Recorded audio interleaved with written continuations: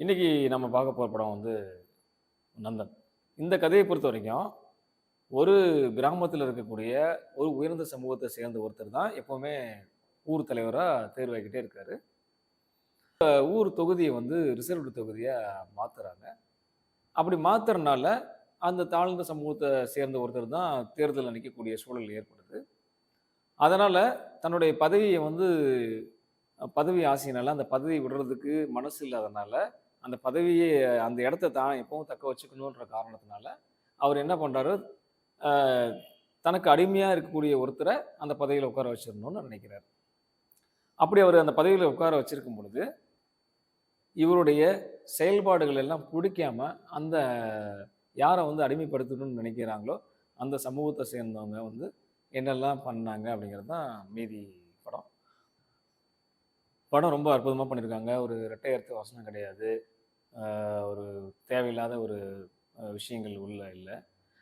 ரொம்ப அழகா அந்த படத்த சொல்றதுக்கு முயற்சி பண்ணியிருக்காங்க. இதுல வந்து ஒவ்வொருத்தரோட நடிப்புமே வந்து ரொம்ப நல்லாருக்கு. அந்த ஸ்க்ரீன் ப்ளேவும் பார்த்தீங்கன்னாக்கா, ஸ்மூத்தா அப்படியே அப்படியே மூவ் ஆகிட்டு கதை நகர்ந்து போயிட்டே இருக்கு.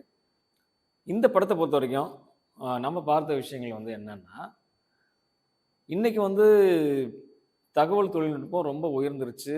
பொருளாதாரம், வாங்கும் சக்தி எல்லாம் உயர்ந்துருச்சு. ஆனா, இந்த படத்துல சொல்லப்பட்ட விஷயங்கள் இருக்கு. பிரச்சனைகள் இருக்கு. அது மாரி இதுல வந்து ஆ ஹீரோ வந்து ரொம்ப மோசமா அப்படி காட்டணும்னு அவசியம் இல்ல. அந்த மாரி ஒரு தலையெல்லாம் பரட்ட தலையாவும், வாயில எப்ப பார்த்தாலும் வெத்தல பாக்கு போட்டுட்டு, எச்சிய கை வச்சு வச்சு வச்சு துப்புற மாரியான காட்சிகள் படம் முழுக்க இருக்கு. வாயில மென்னுட்டே இருக்காரு. இந்த மாரி தான் வந்து அவர கடைசி வரைக்கும் அழுக்கு சட்டை, அழுக்கு லுங்கி இப்படி தான் காட்டணும்னு அவசியம் இல்ல. அதெல்லாம் செய்யாம இருந்திருந்தா கொஞ்சம் நல்லா இருந்திருக்கும். அதே மாரி பாலாஜி சக்திவேலுடைய காட்சிகள் வந்து ரொம்ப அற்புதமா அவரு நடிச்சிருந்தாரு. எல்லா நடிகர்களும் அவங்களுடைய கதாபாத்திரங்கள ரொம்ப அற்புதமா பண்ணியிருந்தாங்க. குறிப்பா சமுத்திரக்கனி வர காட்சி, அந்த காட்சியில வரக்கூடிய சின்ன திருப்பம், இதெல்லாம் வந்து படம் பார்க்கும்போது ரொம்ப நல்லாவே இருந்துச்சு. இந்த படத்த கண்டிப்பா தியேட்டர்ல போய் நீங்க இந்த படத்த பாருங்க. ஒளிப்பதிவு ரொம்ப அழகா இருக்கு. பின்னணி இசை மட்டும் கொஞ்சம் ரொம்ப அவ்வளோ தேவையா? அவ்வளோ அவ்வளோ சத்தம் தேவையான்னு தெரியல. அவ்வளோ போட்டு அது இயல்பாவே காமிச்சிருந்துருக்கலாம். படம் நல்லா தான் இருந்திருக்கும். ஆ ரொம்ப அழகான ஒரு படம்.